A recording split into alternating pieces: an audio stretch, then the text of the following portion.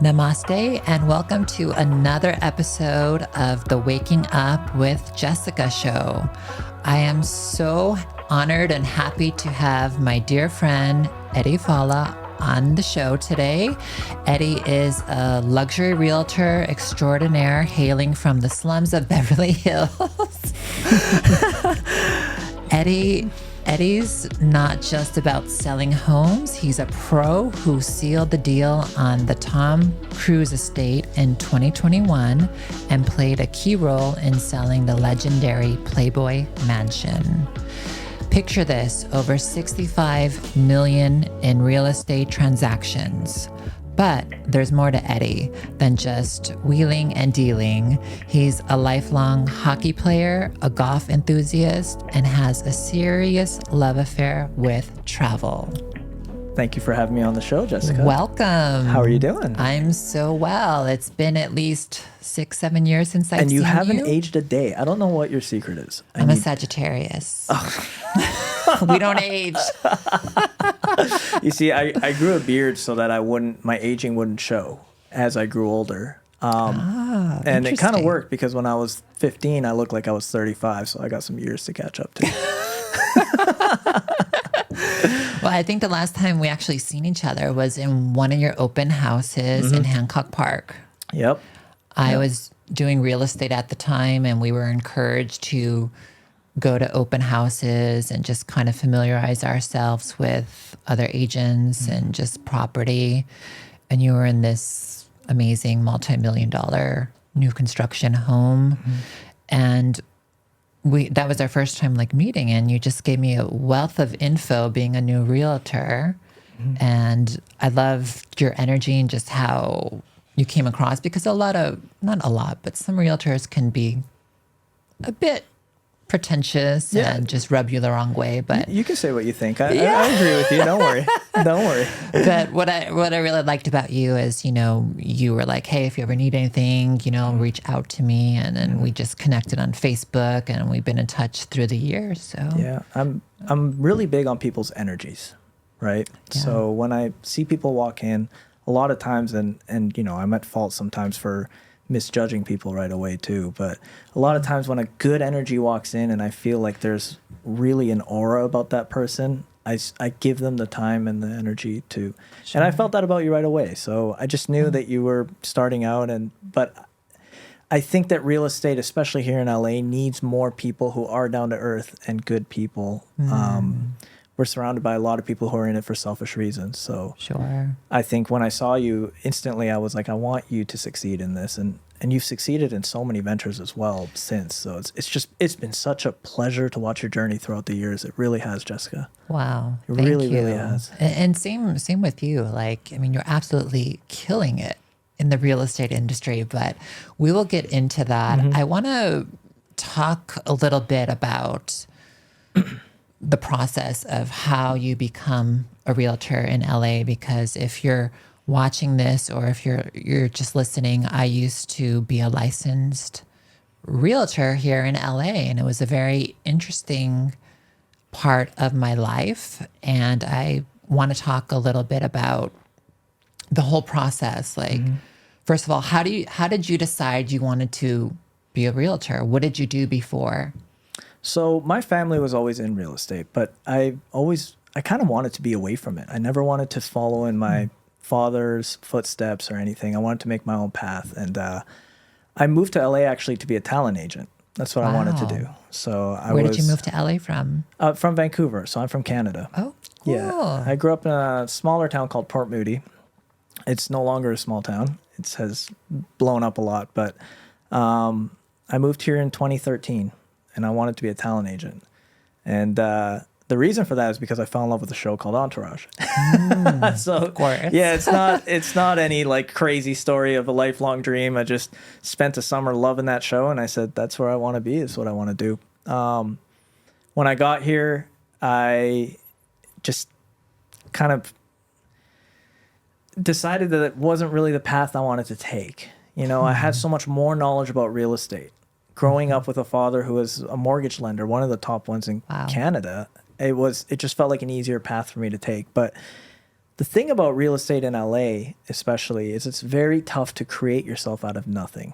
There is a lot of connections that people make growing up here. You may go to high school with somebody and their parents want to sell their house, and especially working in an extremely luxury field.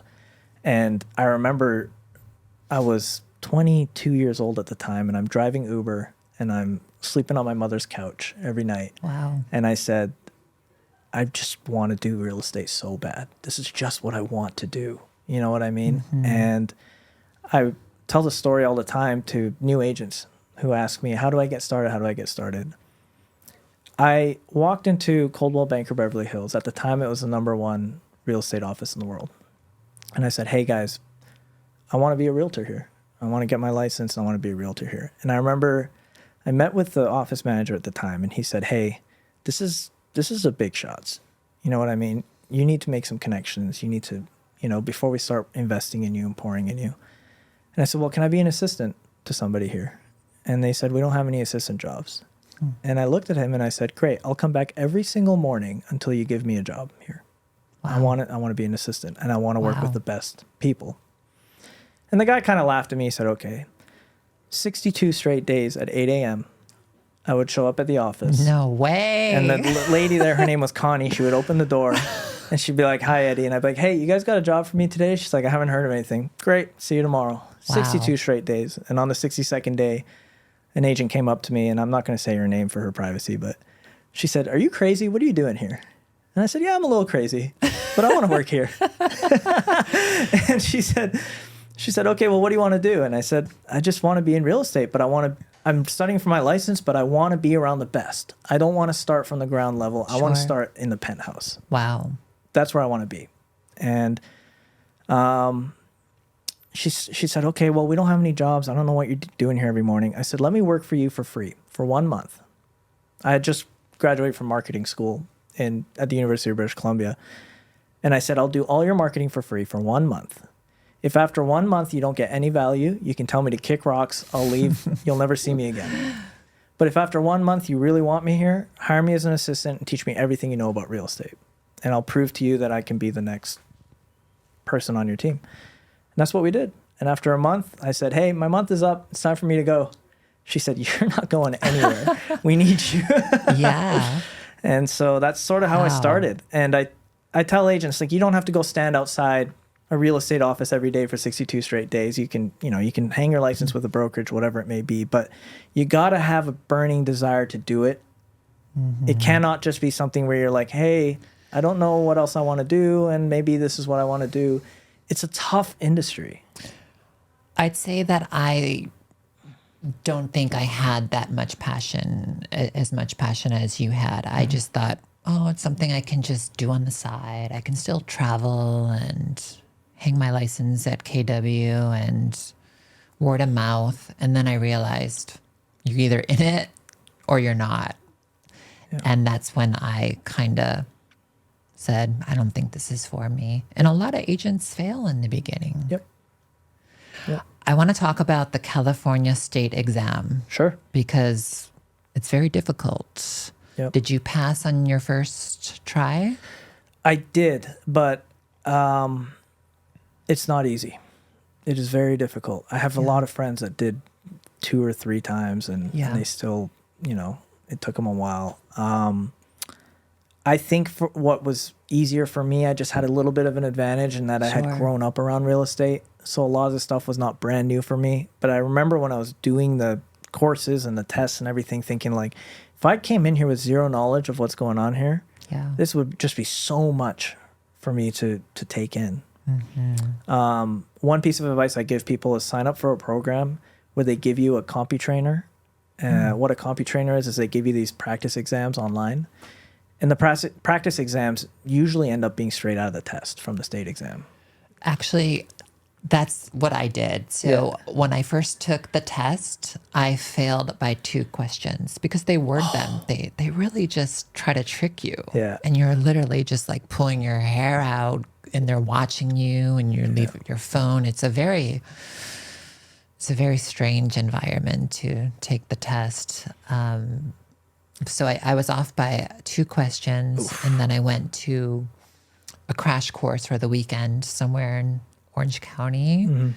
And I believe they somehow had the questions. Yeah. Because I just remember some of the questions that they were teaching us were on the exam. And then I went back and then I passed it. And I'm like so excited. I'm like, oh my God, I'm going to be a multi-million-dollar listing agent in LA. There's still time, Savannah. There's still time, Jessica. And so that's when I went to KW. Yeah. Because they have a really good program for new agents, which I really liked, and got all the training, which was really interesting because they made us cold call people and tell them that we were in real estate. I'm like, I don't want to do this. Can I just like text them? Yeah. They're like, no, you have to like call them. They made us go door knocking. Yep. I was like how was attacked that? by a dog. Really? Yeah. I went with another agent. I'm like, hey, let's like just do this. We'll like get coffee and we'll go introduce ourselves around the neighborhood. And it was a disaster. Okay, I got to hear this attack by a dog story. So they open the door, dog just bolts straight out. I heard like when we knocked, like an aggressive dog, and then it just, as soon as like she went to open it, it just sort of just came out. And I mean, it didn't like bite me, but it was a scary experience. Of course. And I'm like, I think I'm done for the day. Yeah. Yeah. It's a funny thing with door knocking because it is a very scary experience, you know? Yes. And I've been doing it for years. It doesn't ever So get not you scary. still do it? I still door knock. Wow. It doesn't ever get not scary. You just learn to kind of cope with it. You know what I mean? And it's like anything in life, like anything that's scary, the scariest thing is just jumping off the ledge. Once you're flying, you're on a roll. You know what I mean? Do you prepare? I mean, do you do anything to prepare for door knocking? When I first started door knocking, I was the scripted robot. You know what I mean? And I was a guy that would go up there. I had a script in my mind, and I'm just like, I'm going to say the script, and it's a numbers game, and whoever's going to... And I got nothing. There was nothing. Because I was so salesy. I wasn't treating people like a human being. There was no human-to-human connection. Sure. And I remember I was living in a house at the time, and somebody came and door knocked my house. And I opened the door, and I just said, I want to see what other people are doing when they're doing this. You know, I didn't want to tell them I'm a realtor right away. And it was this poor, like, kind of younger lady. You could tell she was brand new in real estate. And she was standing there so stiff, like she was mortified. The paper was shaking in her hand. And she's like, hey, I'm just here. And I was like, I felt so bad for her. You know what I mean? And, but she was reading completely off a script. And I could tell it was a script given to her by either Kellen Williams or whatever program she was in. And I remember just thinking, like, I can't even listen to what she's saying because she looks so terrified. And if I were to want to do business with somebody like this, I probably wouldn't care about what she's saying to me right now. I'd probably care about whether I actually get along with this person. And so the thing that I changed up in my door knocking approach is I have maybe like a rough script in my mind of what I want to say, but it's just to connect with somebody. Sure. You know, I mean, you know me. I love to tease people. I like to be funny. I like to just kind of be down to earth. I pride myself on being approachable, you know? And I said, when I knock the door, I'm just going to pretend like I already know this person. And I'm not going to act like I'm meeting somebody new. So I might knock the door. Somebody might open the door and they're wearing like a Batman shirt. And I might be like, oh, you're a nerd. I love it. You know, and I just say things. I just say things. And people sometimes might get offended, but they're going to get offended anyway. Yeah. I want to work with the people that I get along with and that I can be myself around. And at the end of the day, when you bring that authenticity to any interaction, you just take away that cloak of like salesperson right away. It's just another guy who's just doing his job. Yeah, because I mean, there's a stigma about realtors, right? We're shysters, we're this, we're that. And how do you differentiate yourself between all of that? How do I differentiate myself between, you mean just being like, getting past the stigmas? Yeah.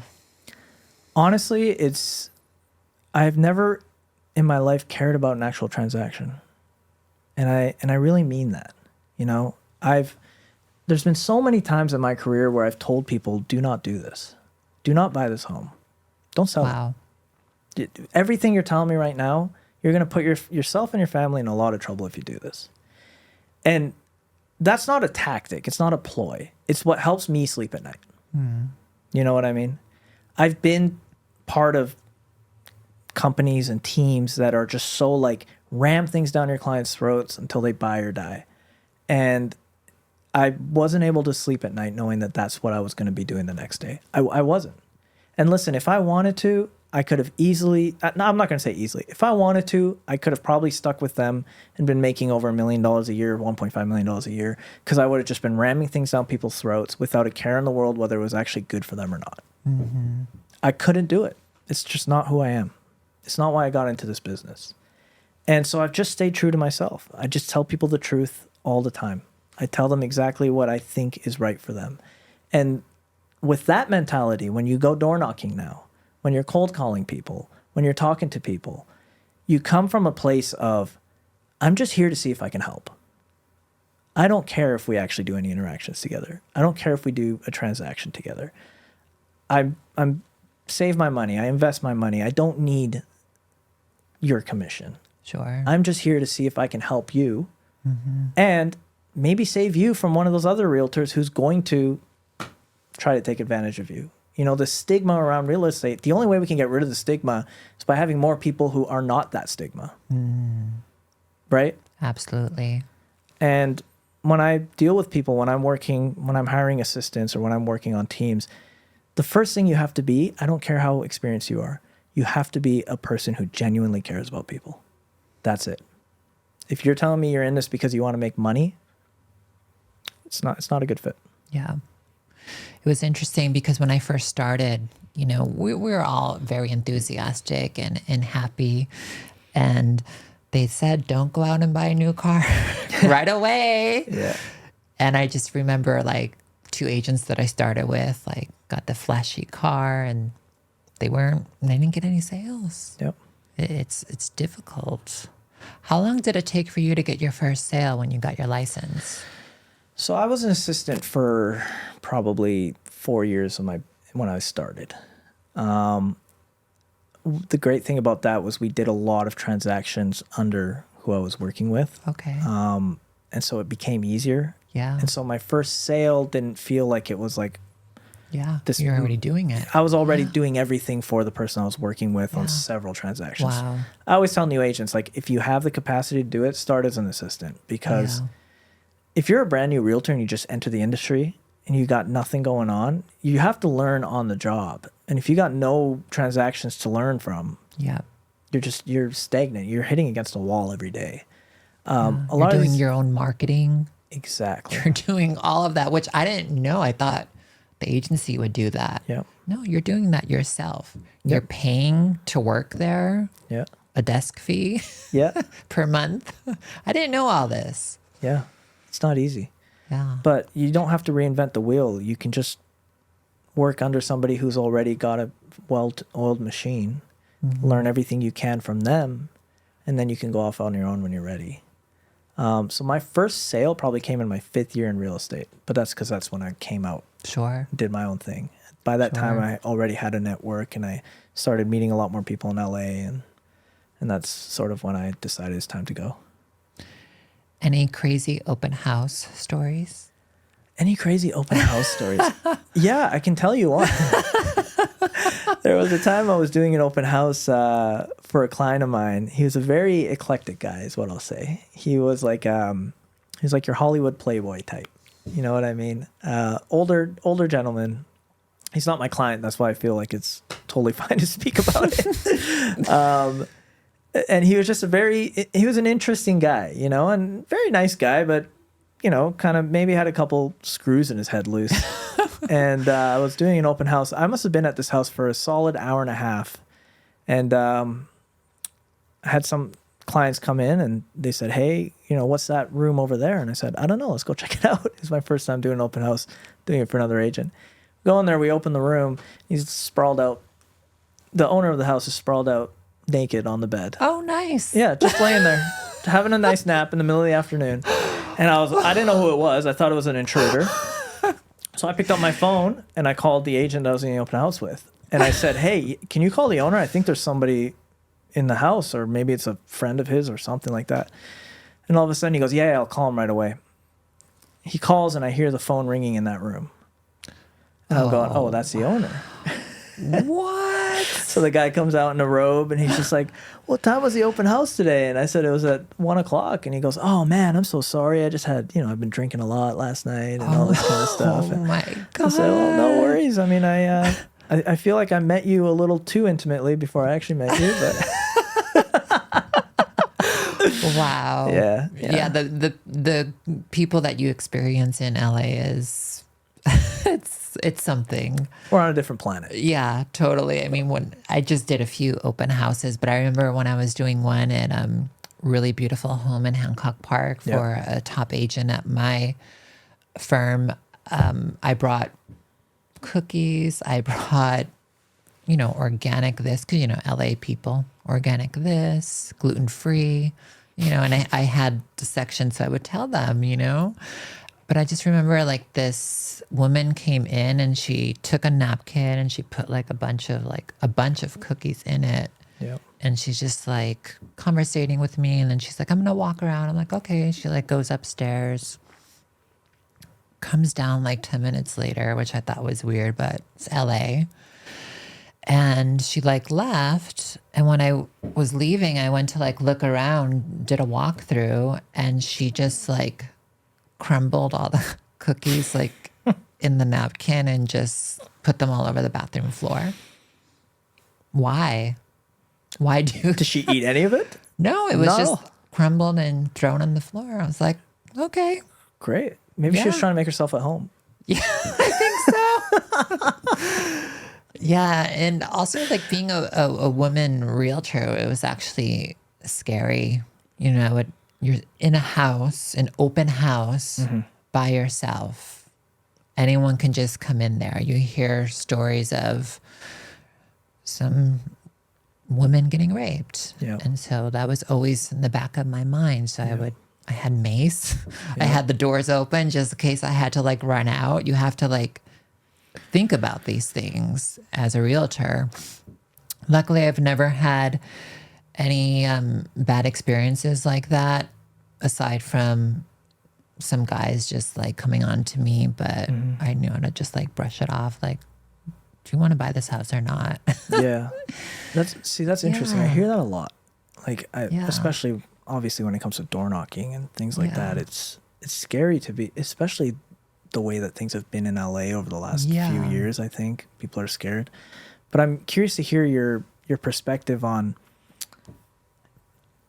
if you are somebody who does want to do, because open houses are a great way to create business. Totally. But you're absolutely right that there is that danger factor there. So what were some of the ways, I know you said you had the mace, but what were some of the ways that you would get yourself in a mindset that would allow you to perform optimally? That's a great question. It was sort of like this knowingness that I'm protected and there's no bad energy that's going to come in here. And I wouldn't go upstairs with anyone. I would say, just go look around and let me know if you have any questions. Interesting. Yeah. It's a good strategy. But it was scary. Yeah. Or I would tell friends to come by. Yeah. Like, hey, I'm doing an open house from 2 to 4. Come by. Just to have someone there. I didn't feel really like unsafe if there was other people there. Because what is someone going to do if there's other people looking at the house at the same time? But it was definitely a concern. Did you find being in the real estate industry in the beginning, was there a lot of I don't know what the correct word is for this, but is there a lot of people that wanted to do favors for you, but it didn't feel genuine? Maybe it was, I see it a lot in the industry sometimes, and I'm wondering your perspective on it, where a lot of male agents will tell female agents that are brand new, like, yeah, I'll take you under my wing and everything. And I'm like, all right, well, if you weren't attracted to her, is that something you would still consider or not? Yeah, definitely. Energetically, I felt that. And also just with people that would come in or just hit me up because they saw my card and my picture somewhere. And I'm like, I'm not here for dating. Like, this is, show me the bank account. Do you have the money to buy this house or not? Like, Yeah. Yeah. So there was a whole, that was a lot, a big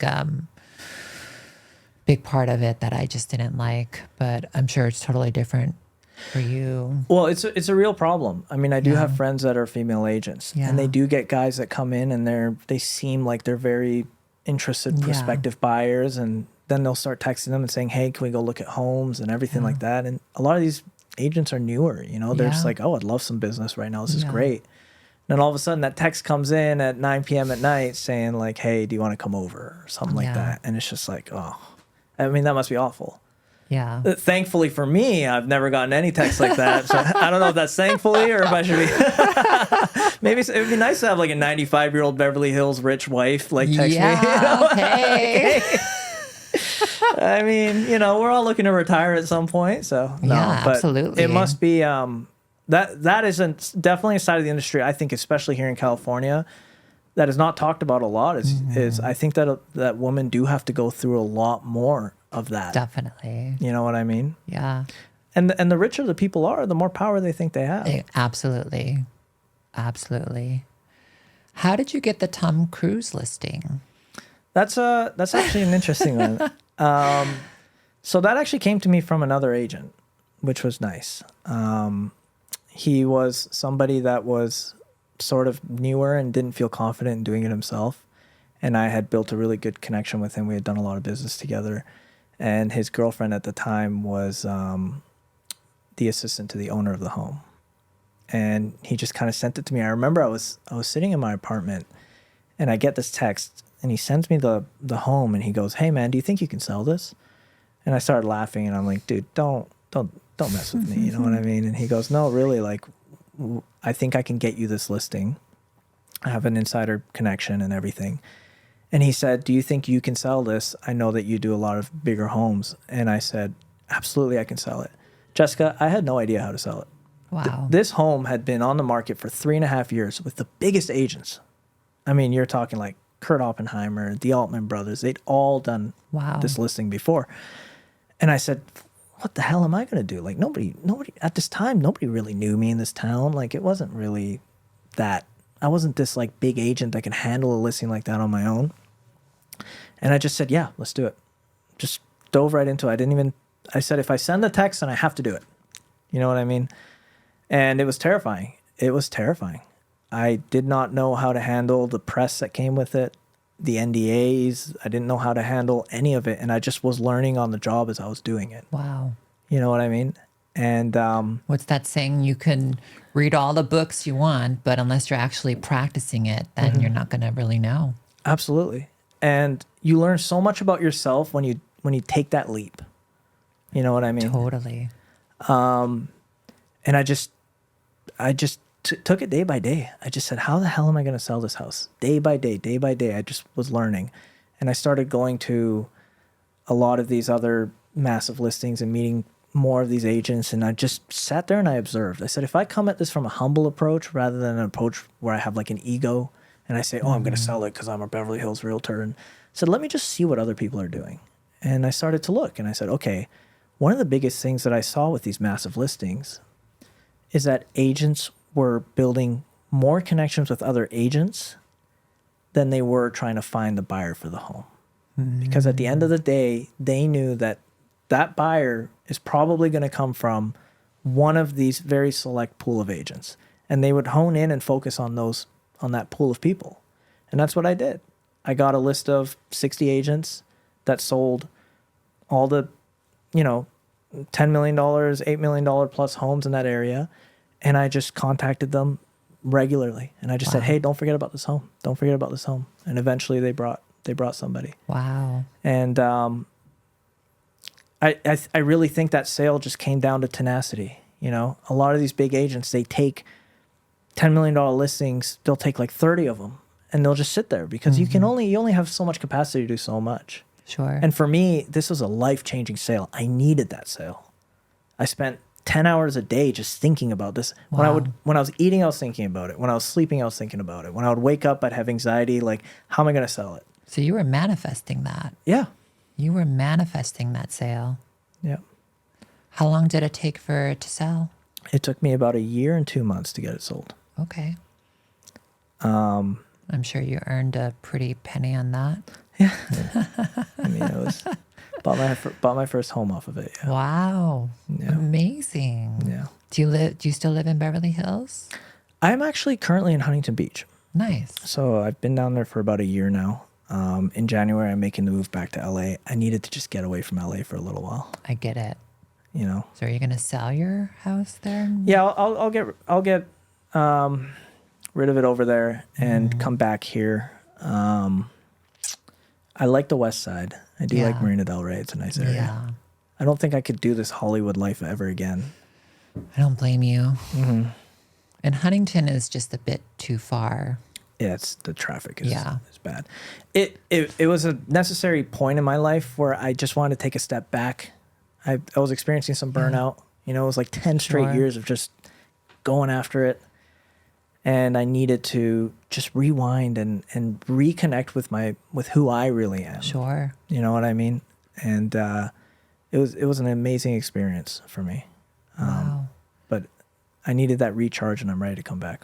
And you're still able to travel, which really terrified me as an agent. I'm like, I'm not going to be able to travel because you're always on it, right? Yeah. How do you travel as a realtor? A lot of it just comes down to, again, listen, if I probably would take my job 100% seriously and do it the way that most realtors in my office and everything do, I don't think I'd have the time or the capacity for the travel. Yeah. But I've never lived to work. I've always kind of worked to live. You know, it's been a mentality of mine. Yeah. And I wouldn't say that my passion lies in real estate, like some people say. You know, some people say like real estate is my passion. It's all I want to do. And I get that. You know, they love architecture. They love real estate was never that for me. The beauty of real estate for me was that I could create my own business. I could do what I like to do, which fulfills me, which is to help people achieve something.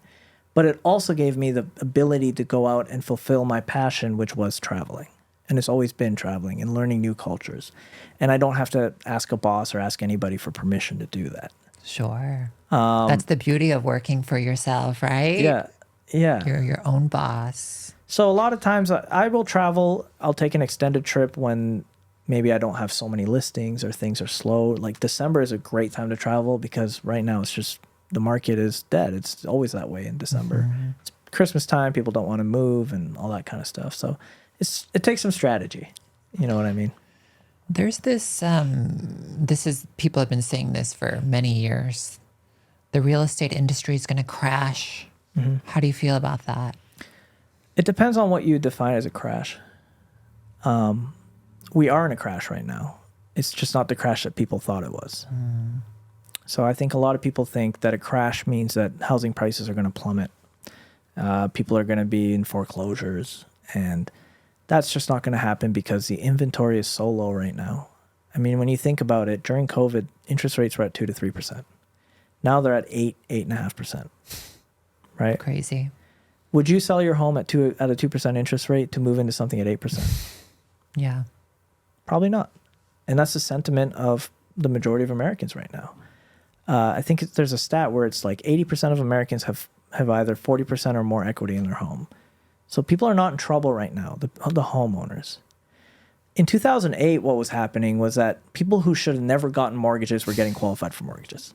Yeah. You were getting like strippers, like people that, no, really. It was like strippers, people that were undocumented workers. Everybody was getting a loan. Yeah. On variable rate mortgages, they could never afford, they should have never got that mortgage in the first place. Sure. And the entire industry toppled on itself. And what the Obama administration introduced was something called the Dodd-Frank Act. And what that did is it got rid of the variable mortgages. And it made lending regulations so strict that to be able to qualify for a home, you really had to be qualified. You really had to be able to afford the home. And when that came into effect in 2010, we have the strongest homeowner base that we've ever had in the U.S. It's the lowest foreclosure rates because people can actually afford to pay the mortgages that they qualified for. Mm. And without that inventory coming in, you're not going to see a crash in home prices. And I think a lot of people have this misconceived notion that 2008 is going to happen again, 2008 is going to happen again. No, I think what's going to happen is instead of 30-year mortgages, they're going to roll out 40-year mortgages and 50-year mortgages. Eventually, it's going to get to the point where you have 100-year mortgages and people are going to be paying the bank for the rest of their lives. And it's, I mean, for me, that's the only way that I could see it going, because I do not see a world where housing prices crash. And as soon as they dip around 4 to 5%, these institutional buyers are sitting on the sidelines. They will gobble everything up. It is not going to get to the point, I don't think, where homes become cheap again and everybody can get into the market. It's just going to get to the point where less and less people like you and me can own a home. Sure. Wow. Scary. That's the morbid reality of it all. Yeah. So me and you both share our love for travel. Mm-hmm. What are some of your favorite countries? Oh, that's such a loaded question. I know. It's a tough one. I know. I've always been so attracted to cultures, so much more than like just going to a country. A lot of people, you know, it's like people like to go travel and go to a resort or whatever it may be. I've never understood that. Never understood that. I want to mingle with the people. Yeah, they go to Mexico and they stay in a 5-star resort on the beach and they don't go out and see the culture. I always say if I want to see a bunch of Americans that are drunk, I'll just go to my pub. Like, what am I going to fly to Mexico to see a bunch of Americans for? Like, I want to see people in the culture. I love the Mexican people. I mean, I have so much fun there. I'm fluent in Spanish. It's amazing for me. So I would say that Mexico is probably up top on the list, just because their culture is so enthralling. It's so much fun. The people are just amazing. It really is. And it's sad that it gets such a bad rap because it's such an amazing country, so vast.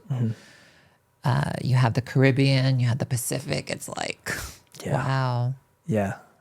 It is. It's a culture that is, one of my favorite things about the Mexican culture, it's something that really hits close to my heart for me, is they're the first people to make fun of themselves.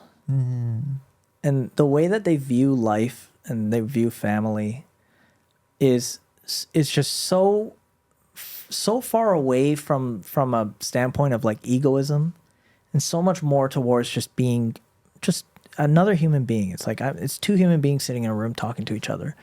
And there is some elitism and stuff, obviously, as you go to any country, but just you can sit down with anybody and they'll invite you in their home. They just they treat you like a person. It's not like I mean, you know, LA. First thing people ask you here is, what do you drive? Where do you live? And what can you do for me? You know what I mean? Over there, it's like they really want to understand your soul. They want to understand the depth that comes with you as a person. Absolutely. I mean, I love that. What do you think? Have you had experience there? Definitely. Just the kindness of the people. It's the people that make the place for me. And I just remember when I first started traveling a lot and I went to India, and people would just like invite me into their home for chai or to eat. And I'm like, this is really strange. Yeah. Because we don't really do that here. So just to have those unique experiences just really changed my perspective on a lot. Yeah. I love Mexico. Tulum. Yeah. Oaxaca, Mexico City. Yeah. Amazing places. I've always wanted to ask you this. Being somebody who travels to so many unique places, like I know you've been to India. I think you spent some time in Thailand as well, correct? Yeah. Obviously, I mean, I don't know how many a lot of people from the podcast have seen you, but you do stand out. You're a very tall figure, and obviously you stand out. Do you ever feel that when you're traveling abroad? I mean, yes. Of course you do. And how does that affect you when you're traveling?